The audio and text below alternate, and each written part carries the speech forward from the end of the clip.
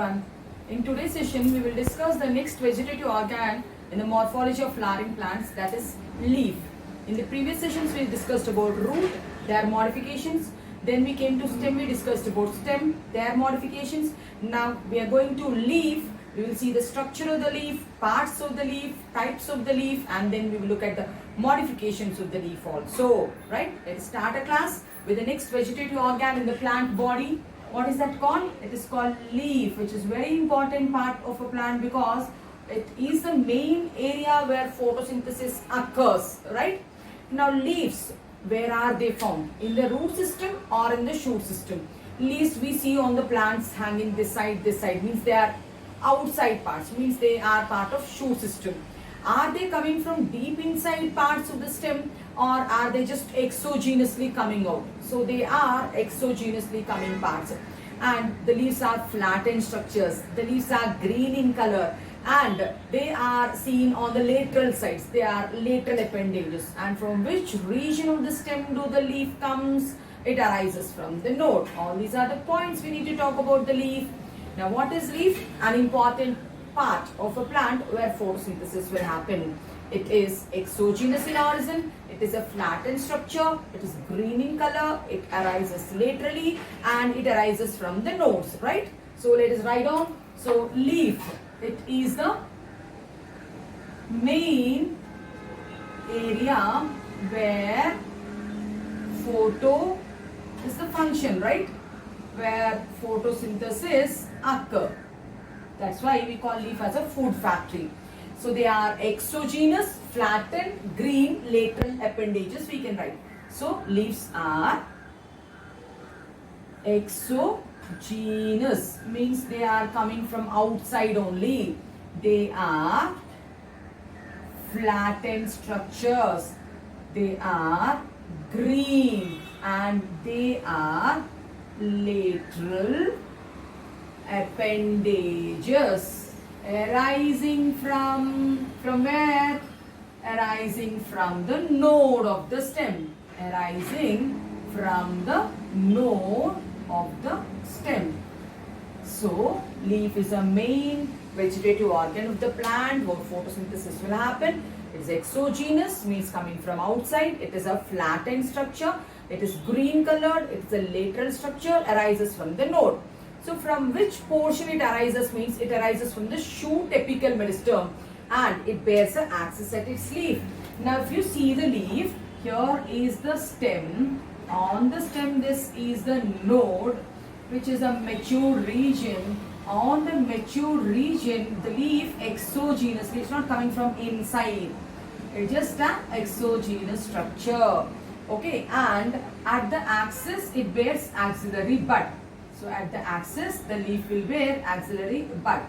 And the leaf is also coming from shoot apical meristem only. So leaf arises from shoot apical meristem and it bears an axillary bud at its axis. So important point we are telling, leaf, from where it arises? It arises from which meristem? It is the shoot apical meristem only. It is a shoot apical meristem only and it bears an axillary bud and bears an axillary bud at its axis. Now this is the axis. At the axis it bears an axillary bud. Okay. Now what are the functions of the leaf? Now the leaf, what it will do, it helps to trap the sunlight and do photosynthesis. That's the main function. Now leaf, it has pores on it. What are they called? Stomata. Through the stomata, gases exchange will take place. That's the second function. So through the stomata only water exchange also takes place. Excess of water will be drained out in the form of water vapor.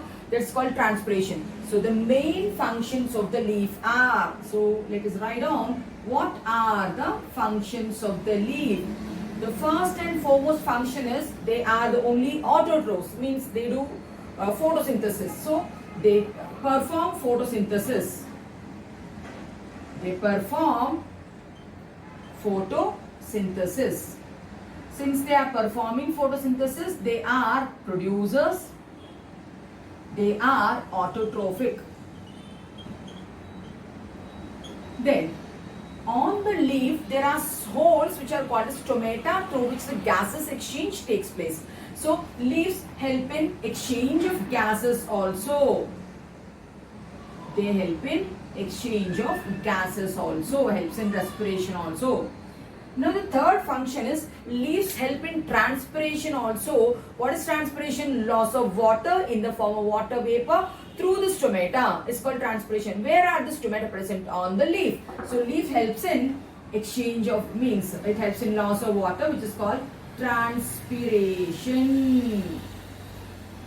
So it cools the body. Transpiration has so many functions. So these are the three main functions of the leaf. Since it is colored, it has pigments, it can trap the light. Using that light, it can manufacture the food. The process is called photosynthesis. The second function, since it has stomata, through that it can exchange gases with the atmosphere. Exchange of gases, second function. The third function, it helps in transpiration, controlling the level of water in the body. Now when we see, there are three types of leaves. When we look from where are they coming? There are two types of leaves basing on their shape. Let us see the types of the leaves. Definition of leaf we have seen, and then functions of leaf we have seen. If you look at that leaf in dicots, types of leaves we'll write on here.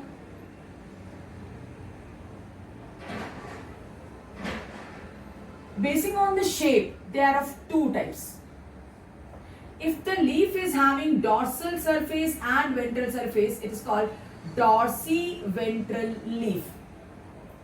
If the leaf is having a dorsal surface and a ventral surface, a dicot leaf, is called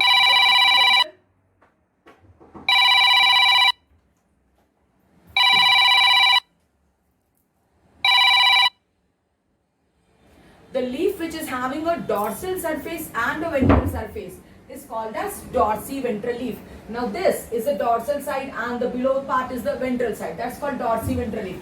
Dorsiventral leaf is found in dicots.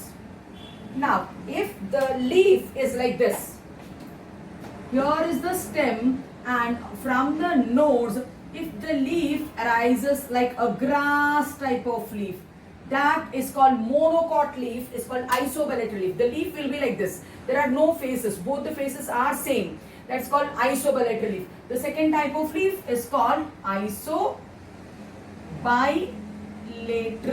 leaf. One type of leaf which is having dorsal side and ventral side seen in dicots is called dorsiventral leaf. Another type of leaf which is straight is called isobilateral leaf. Isobilateral leaf is characteristic of monocots. Now this is basing on their shape. We can also divide the leaves into three types called radical leaves, colline leaves and ramal leaves basing on from where are they arising. Let us see that also. So again we have three types of leaves. Basing on from where are they arising. What are the three types of leaves? They are, first one is radical leaves. Then the second one is colline leaf. Third one is ramal leaf. Okay, so radical leaf it is. Now what do you mean by radical leaf? If you remember onion, it has a condensed stem. On the condensed stem, like a cluster, concentrically also, from the base of the condensed stem, all the leaves are coming from one common point, that is called radical leaf. So radical leaf means arises on the condensed stem. It arises on the condensed stem, right, from one point, is called radical leaf. Example is onion.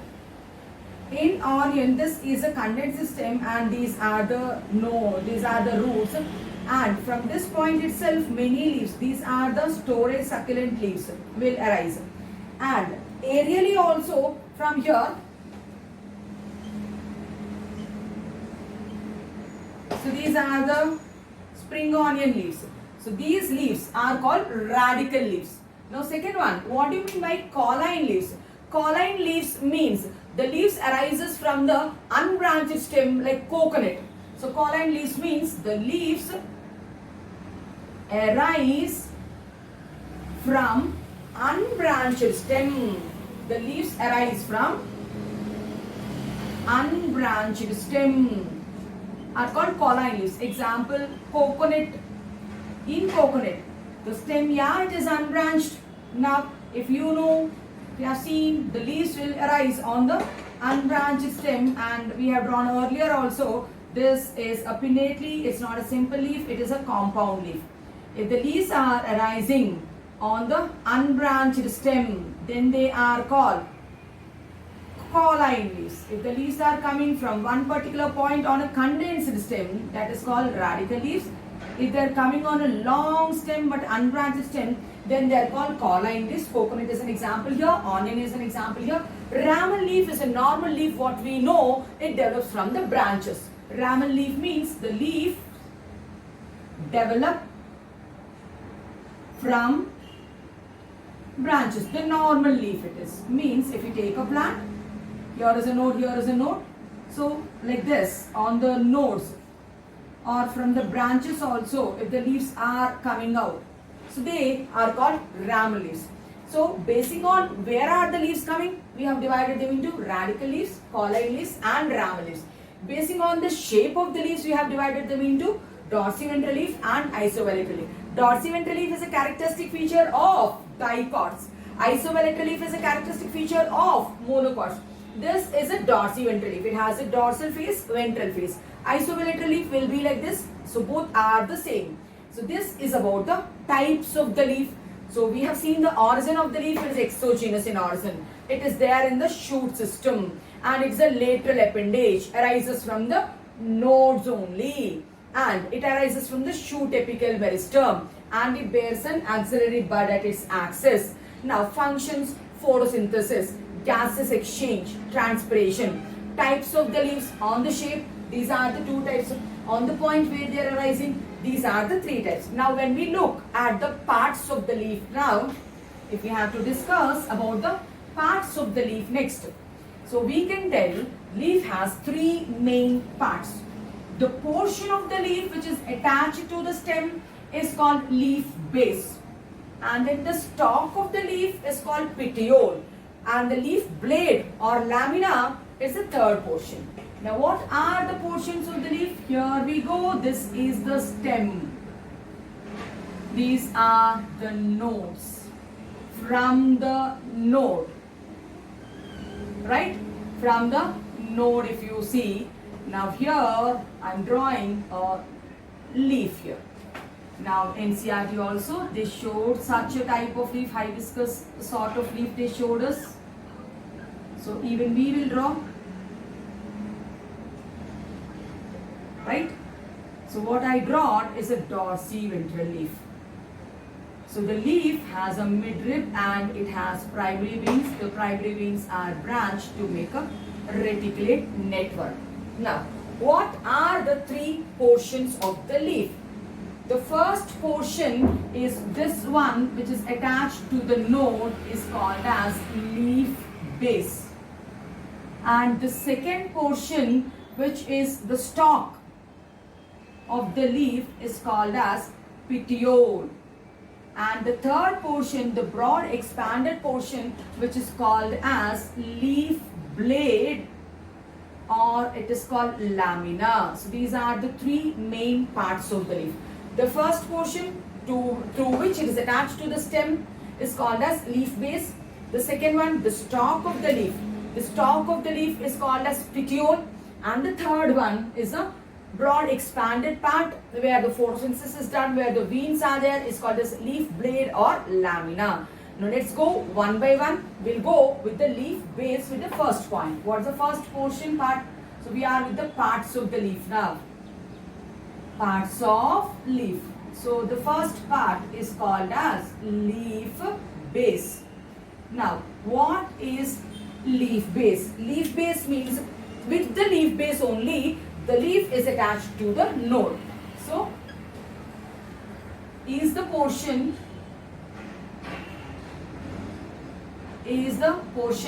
with which the leaf is attached to the stem. It is the portion with which the leaf is attached to the stem. Now, types of leaf bases. You know there are three types of leaf bases. One leaf base is pelvinated leaf base. Now let us see the types of leaf base. So I told there are three types of leaf bases. The first type of leaf base where the base is swelled up is called pelvinous leaf base. What is that swelling called? Pelvinous leaf base. Where do you find? In Fabaceae, in beans, members. What is it used for? Sleeping movements, gymnastic movements. So it helps in turgor variations. It helps in sleeping movements. Okay, in neem, in mango, we find it. So what is pelvinous leaf base? If this is the node and here is the node, from here the leaf base, so it has swelling. This swelling is called pelvinous, and this is a lamina found in Fabaceae members. Helps in sleeping movements, gymnastic movements. The second type of leaf base is called sheathed leaf base. What is the second type called? Sheathed leaf base. Where do we find it? Monocots. In monocots, if you see a monocot stem like grass stem, here is the node stem, these are the nodes. So the leaf base makes a sheath, and that sheath partially or totally, here half the way I enclosed the stem and then it comes out. This is the leaf. Now here also, from here, like partially it is enclosing, sheathed, and then the leaf comes. So this is called as sheathed leaf base. Seen in monocots, it will partially or completely enclose the stem. So the first one is pelvinous leaf base. The second one is sheathed leaf base. In onion, what we eat are the fleshy leaf bases. So the third type of the leaf base is fleshy leaf base. Fleshy leaf base. Where do we find it? In onion. So what is the leaf base? The portion of the leaf with which it is attached to the stem is called as leaf base. Okay. How many types of leaf bases are there? It can have a swelling, pelvinous, seen in Fabaceae members. It can have a sheath-like structure, seen in monocots. It can have a fleshy structure. It's called fleshy leaf base. Now, at the leaf base itself, at that place itself, there are small leaf-like structures which are called as stipules. Now, here itself we can see at the leaf base there are a pair of leaf-like structures which are called stipules. Now, let us talk about the stipules also then.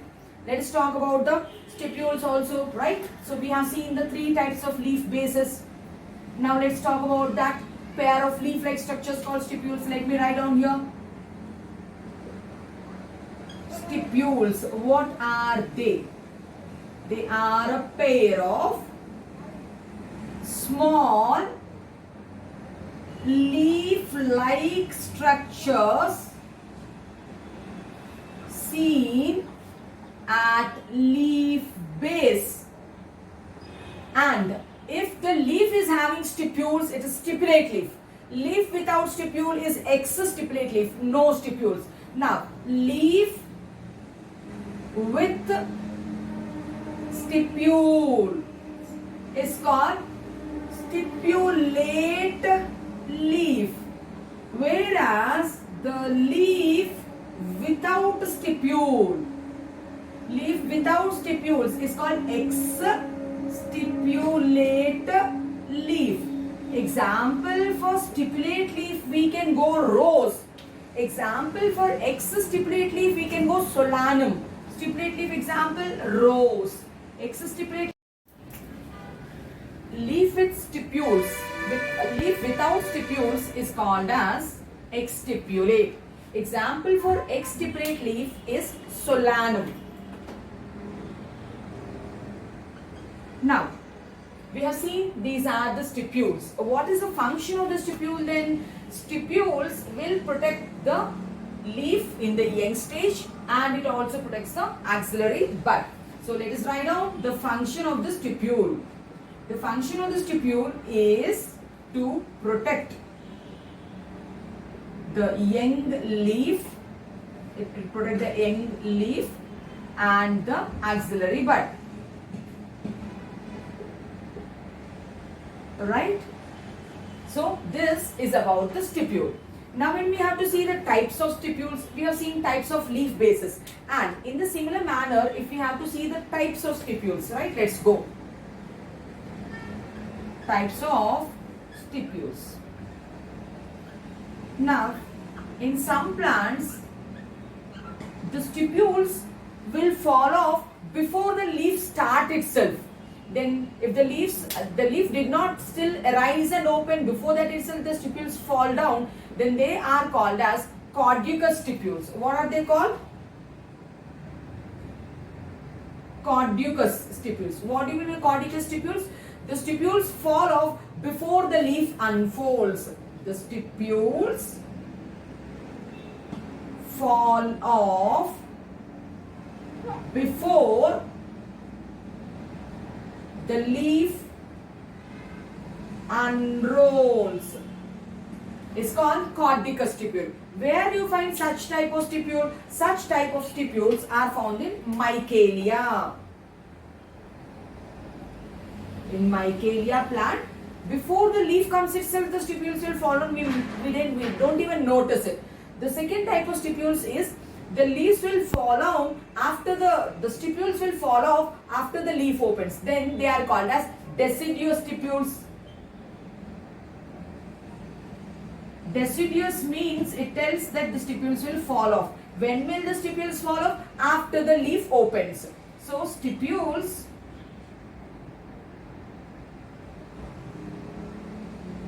fall off after. When will the stipules fall off? After the leaf opens.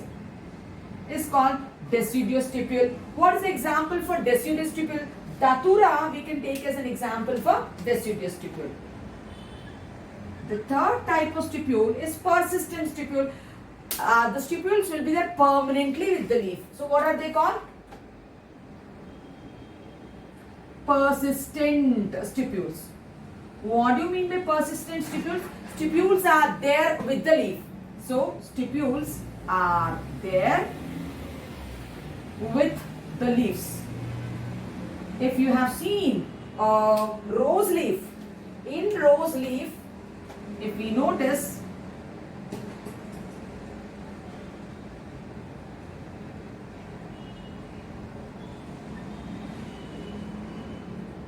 it will have 5 leaflets, right? And this is the one more leaflet of the rose plant.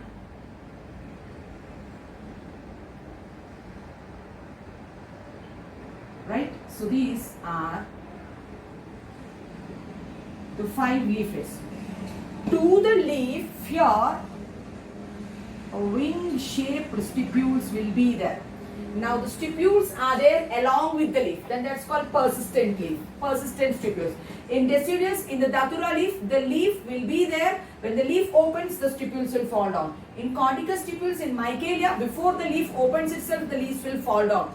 These are the types of the stipules basing on whether they are present or whether they are falling off. If you see the modifications of the stipule, let us see the modifications of the stipule. In this board, we were discussing the parts of the leaf. We are still with the first part, that is the leaf base.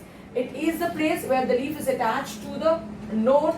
The types of leaf bases: pelvinous leaf bases, sheeted leaf bases, fleshy leaf bases. Then we are talking about stipules. The stipules are small leaf-like appendages. They protect the younger leaf and they protect the axillary buds.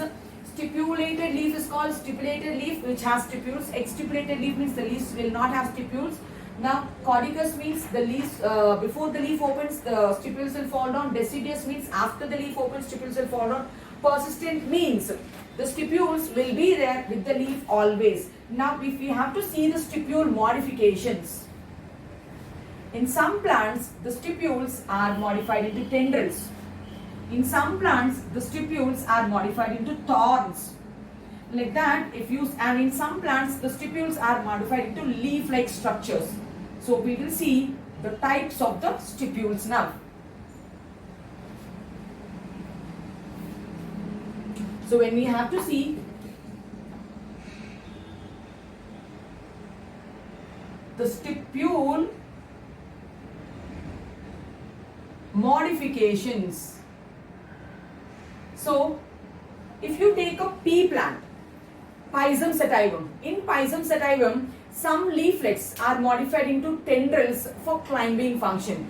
Since some leaflets are modified into tendril to increase the photosynthetic efficiency, the stipules which are present on either sides of the leaf will modify into leaf-like structures. That's called foliostipules. So the first type of stipules are foliose stipules. Where do you find foliostipules? In Lathyrus, one plant, Pisum, another plant. In Lathyrus, the complete leaf is modified into tendril. The complete leaf is modified into tendril. Since the complete leaf is modified into tendril for giving climbing support, then at the leaf base the stipules will be there. The stipules will modify into leaf-like structures which are called foliostipules. Now if we have to see, this is one leaf, another leaf. So what are these structures which are present here? So they are stipules actually, small they should be, but they are modified into leaf-like structures. Since the leaf is modified into tendril for support, the stipules are modified into leaf-like. So what are these called? They are called foliose stipules. Where do you find foliostipules? This is Lathyrus plant. Whereas in Pisum plant, if we see, in Pisum plant, this is the stem, here is the node. Pisum plant has pinnately compound leaves. One leaflet, another leaflet, another leaflet, another leaflet. And the terminal leaflets are modified into tendrils. Since the terminal leaflets are modified into tendrils in Pisum, in order to increase the photosynthetic efficiency, the stipules which are present here will modify into leaf-like structure. So actually this is a stipule which is modified into two stipules, right? So one more. The stipules are modified into leaf-like structures. They are called folia stipules. Where do you find folia stipules? In Lathyrus and Pisum. The second type of stipule modification we can see. What's the second type of stipule modification? We can see spinous stipules. Spinous stipules, where do we find? In a plant called Ziziphus and in Acacia. In Ziziphus and Acacia, if we have to see the Acacia plant, this is the stem. On the stem, this is the rachis. On the rachis, now it has so many branches, and on the branches, so these are the leaflets. Now, right? So this is acacia leaf, a compound leaf. Now, at the axis, here we can see a pair of stipules which are modified into spines. So in acacia, spinous stipules are found.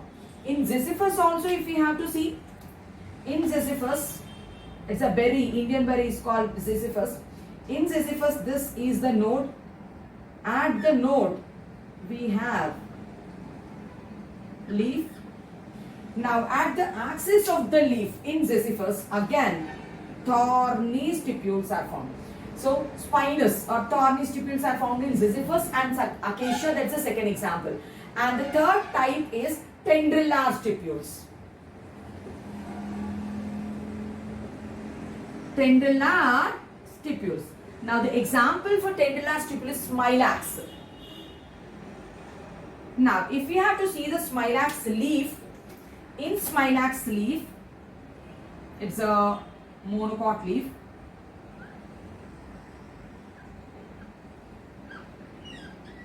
It's a monocot leaf but shows a reticulate venation. This is an exception for monocot leaf with reticulate venation. It will make a network of leaves. Venation, right? At the axis, the stipules in smilax are modified into tendrils. So tendrilar stipules, where do we find? In smilax. So what did we see here? So we are talking about stipules. They protect the younger leaf and the axillary bud. So the types of stipules or the stipule modifications are, the stipules are modified into tendrils.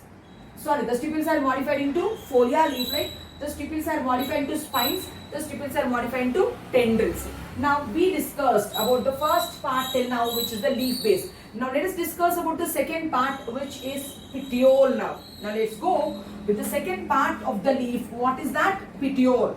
Now in some plants, petiole will not be there.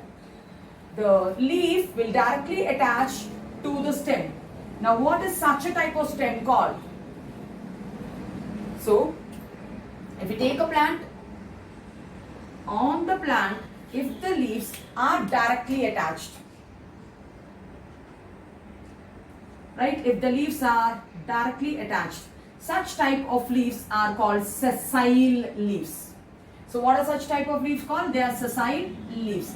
Whereas here, if the petiole is there, the stalk, petiole is there, then they are called petiolate leaves.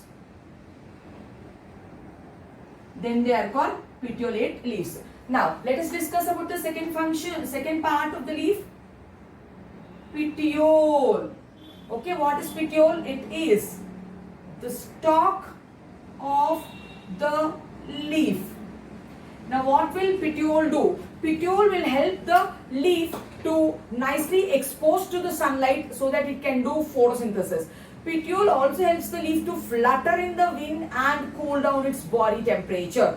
So petiole, it not only helps in conducting the water and food, that also it will do. So petiole helps the plants to expose the leaf to sunlight. Now you can see here, if it is a sessile leaf, the sunlight can hit only this leaf, not this leaf. This leaf is not receiving sunlight, it cannot do photosynthesis efficiently. Whereas if the petiole is there, it can well expand, take up the sunlight, can do the photosynthesis. It helps the plant to expose the leaf towards the sunlight. This is one function. And the function is, it helps the leaf to flutter in wind, which helps in cooling the body temperature. So it will flutter in the wind, which helps in cooling the body temperature of the plant.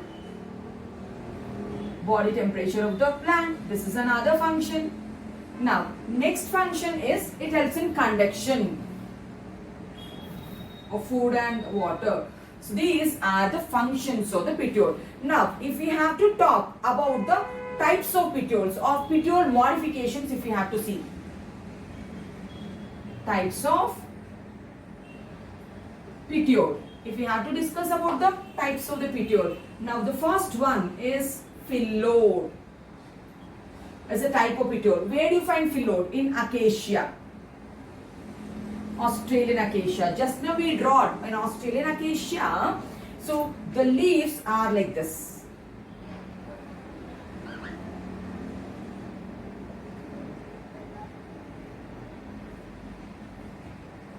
In Australian acacia, the leaves are short-lived. It is pinnately compound leaf. Here are the leaflets in fact. The leaflets are short-lived. So this is a complete leaf I am drawing. After few days, if you see what happens in Australian acacia, this will fall down. Only this much part, means the lower two were not there. Only this much is there. After few days, if we see, then what happens? Even these two will not be there. After few days, if you see, then these two also will not be there. Then leaves are lost, they are short-lived. Then who will do the photosynthesis? Then what are we drawing this? This is a petiole. Extension of petiole is called rachis. As the leaves are falling down, the petiole will swell up. This is the petiole. When everything fall down, only little bit of leaves are there. So when all the leaves will fall down, then the petiole will become photosynthetic. What is that called? It is called phyllodes. Where do you find it? We find it in Australian acacia. This is one type of petiole. Next type of petiole, if we have to see, winged petiole. That we can see in the Nepenthes plant. So the second one is winged petiole. And in here itself we can see tendrillate petiole. Winged petiole and tendrillate petiole, both we can find in Nepenthes plant itself. Now Nepenthes is called pitcher plant. That means in Nepenthes the leaf lamina is modified into a pitcher. The leaf lamina is modified into pitcher and the leaf tip is modified into a lid. So this is the lamina. This is the lamina which is modified to pitcher. Then what happened to the tendril? In Nepenthes plant, the proximal portion of the petiole is modified into leaf-like or wing-like structure. This is called winged petiole. And then the next portion is modified into a tendrillate structure. Now to that tendril, this will be there. Okay. So what is this? This is a petiole. The proximal portion is called winged petiole. The next portion is called tendrillate petiole, and the lamina is modified to a pitcher to trap the insect. So winged petiole and tendrillate petiole, where do we find? We find it in Nepenthes. Okay. So these are petiole modifications, three types of petiole modifications, and this is a function of the petiole. Now coming to the third part, leaf lamina. Leaf lamina, it is an important part, we know. It helps in photosynthesis, right? So it is the conspicuous part, visible part, important part. Now let us discuss about the third part of the leaf. What is the third part called? It is called leaf blade, or it is called lamina. Now what is it? It is the green, well visible part, right? It is conspicuous part of the leaf. It's a well visible conspicuous part of the leaf. Now it has a thick midrib at the center. You can see here it has a thick midrib at the center of the lamina, which divides the lamina into two equal parts. So lamina, it has a thick midrib at the center, which divides the lamina into two halves. It's dividing the lamina into two halves.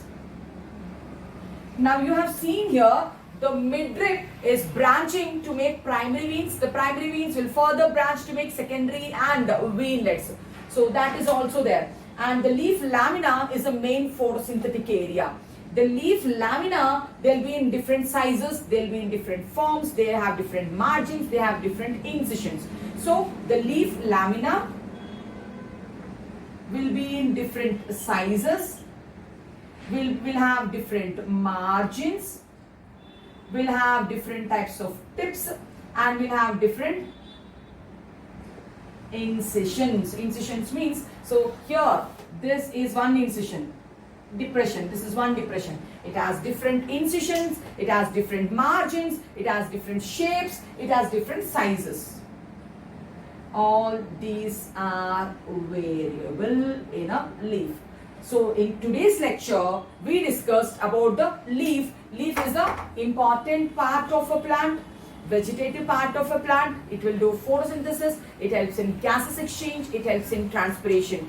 And we have seen the types of the leaf, we have seen the parts of the leaf. First one is the leaf base, second one is the stipule, and the third one, next one is the petiole, and the third one is the leaf lamina. In the next session, we will discuss with the remaining part of the leaf. If you like the lecture, like, share and subscribe to my channel. Thank you.